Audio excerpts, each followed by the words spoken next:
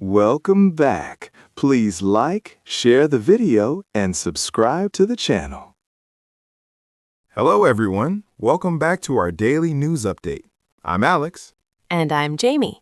Today, we have some very big news about President Trump and a major change in Venezuela. Right.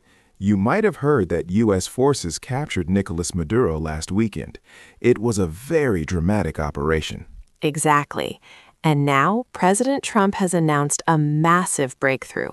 Venezuela's new leaders are transferring millions of barrels of oil to American control. Wow, that sounds like a lot. How much oil are we talking about, Jamie? It is between 30 and 50 million barrels. President Trump says this oil will be sold on the global market to help stabilize energy prices for everyone. That is great for the economy. He also mentioned that the money will help American citizens and help rebuild Venezuela's infrastructure, right? That's right. You know, this is a big part of his Hemisphere First policy. The goal is to make our side of the world stronger and safer. It's not just about the oil, though. There is a lot of action happening at sea right now, isn't there? Oh, definitely. The U.S. Navy is enforcing a blockade. They are stopping ships like a Russian vessel named Bella 1 from taking oil illegally. Wow, things are moving very fast. And I heard there is a big meeting this Friday? Yes, President Trump is meeting with oil companies like Chevron and ExxonMobil. They want to discuss fixing Venezuela's old pipes and buildings. So this could finally end years of economic trouble for that country. Exactly. It is a huge shift for global energy and security. It really is. Well, that's all for today's update. Thanks for joining us. See you next time.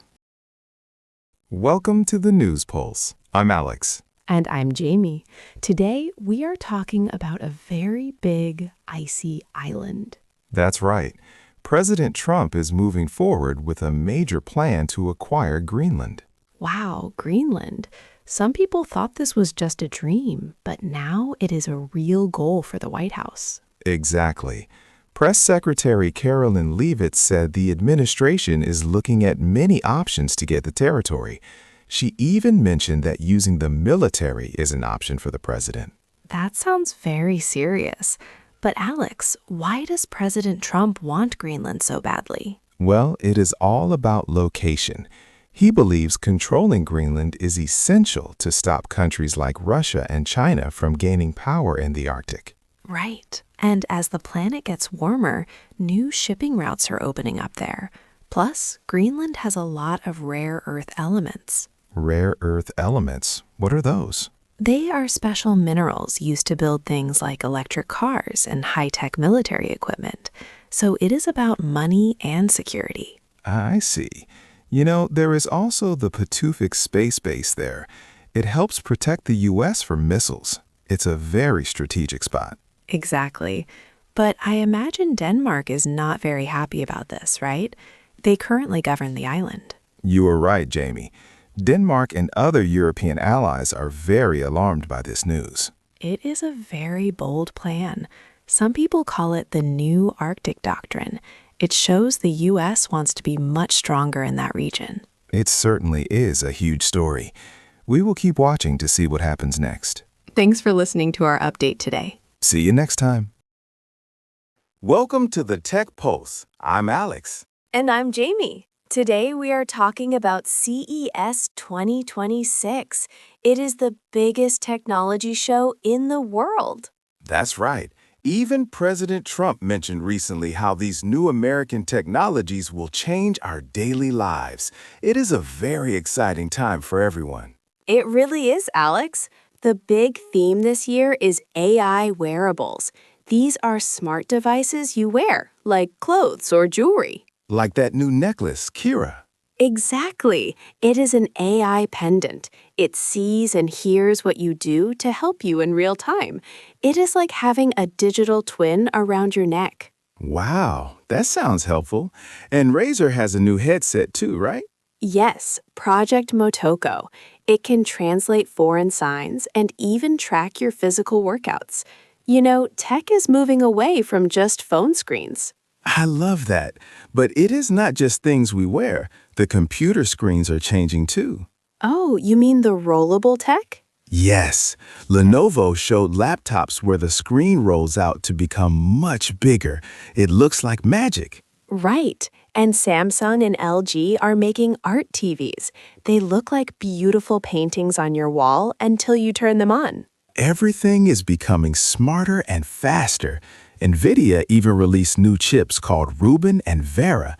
These make AI work very quickly for gaming and robots. It's amazing. From smart rings to luxury self-driving cars, AI is now part of everything we do. Exactly. Well, that is all for today's news. Thanks for listening to our tech update. See you next time. Hello, everyone. Welcome to our show. I'm Alex. And I'm Jamie. Today, we are talking about a massive number, $230 billion. That is right, Jamie. Elon Musk's AI company, called xAI, is now worth that much money. It is a huge moment for American technology. Wow, that is amazing. But why did the value go up so high? Well, they just received $20 billion from a group of investors. The big leader of this group was NVIDIA. I know NVIDIA. They make the special computer parts, the chips, that make AI work, right? Exactly. These chips are like the brain of the computer. Because of this partnership, xAI will get the newest and most powerful chips before other companies. So they can build their AI, which they call Grok, much faster than competitors like Google or OpenAI. You got it. It gives them a huge technical advantage. You know, I also read that the political situation is helping them too. Yes, that is an important point. Currently, President Trump is pushing to remove many government rules. Oh, I see. So President Trump's plan for less regulation helps these big American companies grow quickly. Exactly. President Trump wants a friendly environment for tech giants to scale up. This makes investors very happy.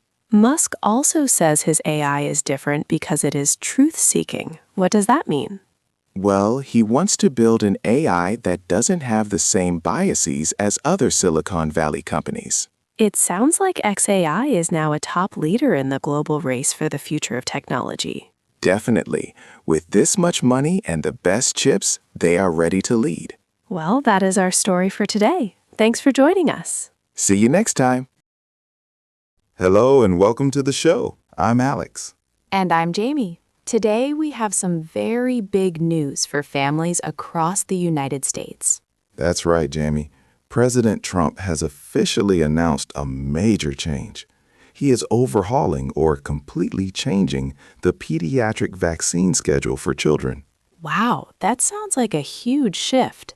For many years, the government had very strict rules about which shots children needed to enter school, right? Exactly.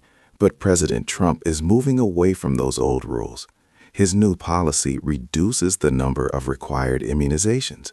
It also gives much more power to individual states and, most importantly, to parents. I see. So why is this happening now? Well, it is part of the president's Medical Freedom Initiative. President Trump and his team want to reduce the power of federal health offices. They actually call the old rules a reign of terror by the government. Interesting. I imagine many people have strong feelings about this. Oh, definitely. People who support the change say it's about common sense. They believe parents should have the right to choose what is best for their own children's health. Right, that makes sense for the medical freedom idea. But what do the doctors say? That is the other side of the debate. Many health experts and pediatricians are very worried. They fear that if fewer children get vaccinated, some dangerous diseases might come back. So it is a balance between parental rights and public safety. Exactly, Jamie. But the White House is staying firm. They say they want these big medical decisions to be made at the family kitchen table, not in a government office in Washington. It is certainly a major shift for the country. Thanks for explaining it, Alex. You're welcome. Thanks for listening, everyone. Welcome back to the show. I'm Alex. And I'm Jamie. Today we have a very big story about a new agreement in Europe. Right. In Paris, 3 leaders met to sign a very important document. That's right. President Zelensky from Ukraine met with the leaders of the UK and France.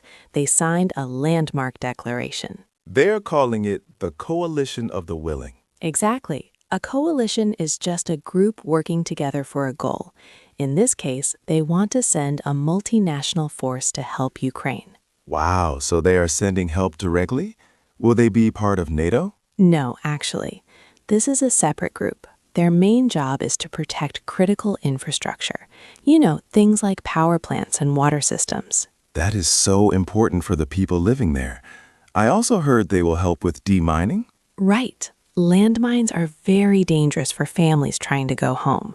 This force will help make security zones so people can return safely. Now, Jamie, how does the United States fit into all of this? Well, President Trump is currently leading the efforts to monitor the ceasefire in the region. Right. President Trump is very focused on that. Does he support this new deal? Yes, he does. President Trump's administration says they support European leaders taking more action. So, President Trump wants allies to share the work of keeping the peace. Exactly. He calls it burden sharing. He wants everyone to help with global stability. It sounds like a major shift for Europe. It really is. President Macron said this is about making sure peace lasts for a long time. It is amazing to see these countries working together. I agree. It's a big step for a stable future. Well, that is our story for today. Thanks for joining us. See you next time. Hi, everyone. Welcome to World News Simplified. I'm Alex. And I'm Jamie. Today we are talking about a rare earth war between China and Japan. It sounds like a movie, doesn't it? It does, but it's very real. China just started new export controls. This means they are strictly limiting the sale of certain materials to Japan. Right. These materials are called rare earths. Alex, why are they so special? Well, rare earths are minerals used to make things we use every day, like smartphones, electric car motors, and even advanced robots. Wow. So without them, it's very hard to build high-tech products. Why is China doing this now? Experts say it's a response to politics. Japan has been supporting Taiwan and working closely with the United States. Exactly. As we know, President Trump is currently encouraging allies like Japan to de-risk. That means he wants them to depend less on China's economy for important goods. So, China is fighting back using its resources. This is a big problem for Japanese manufacturers. They lead the world in cars and robotics, and they rely heavily on China for these minerals. You're right. Japan's Prime Minister Sanaya Takaichi is already setting up a special office to help companies. They want to find these materials in other countries so they don't have to rely only on China. It's a difficult situation. Analysts say this might make the prices of electronics go up for everyone. That's not good news. But it might also push scientists to invent new technology that doesn't need these specific minerals. True. It's a very busy time for global trade. Thanks for explaining that, Jamie. Of course. Thanks for listening, everyone. See you next time. Welcome to our news podcast. I'm Alex. And I'm Jamie.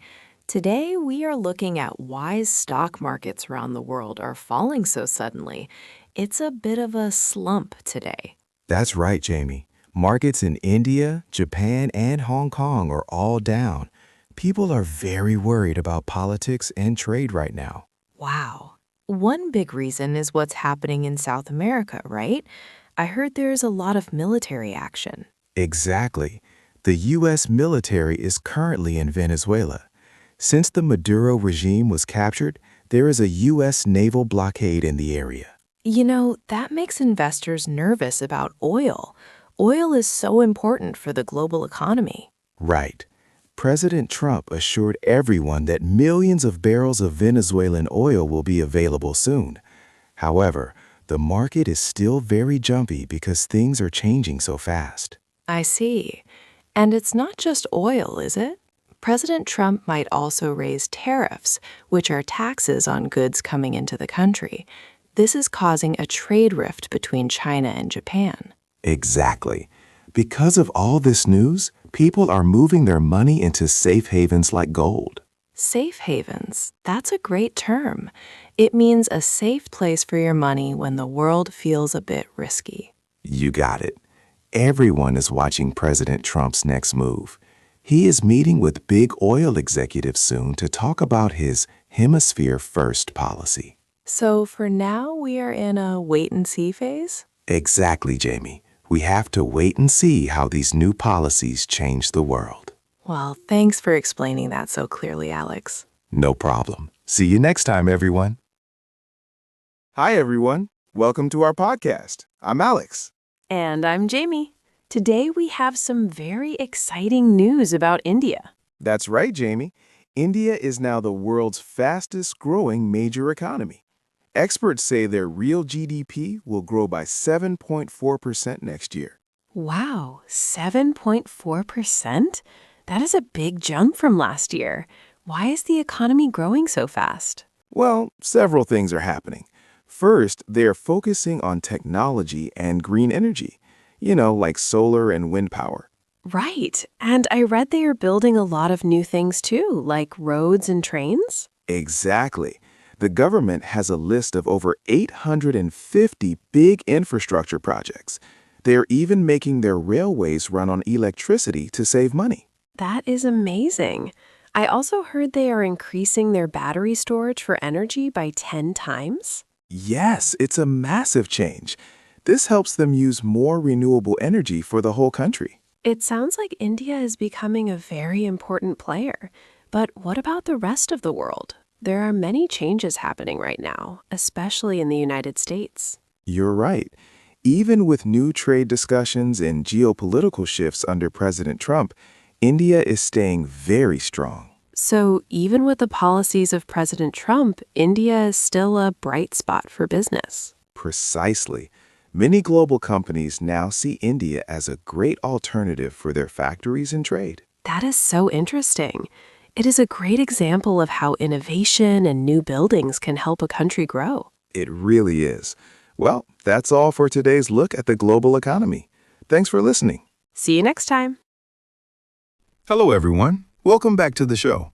I'm Alex. And I'm Jamie. Today, we are talking about some very important news from Iran.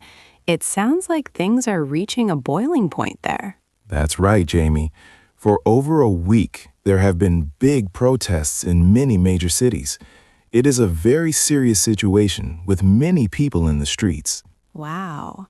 But why are people so angry, Alex? What started all of this? Well, it began because people are frustrated with the high cost of living. Basic things are just too expensive.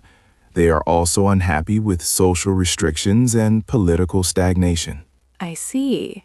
So they want a better life. But the Iranian government is not happy, right? The judiciary, that's the legal system, just issued a strong warning. Exactly. They said there will be no leniency for people they call rioters. Leniency is a big word for our learners. It means being kind or forgiving.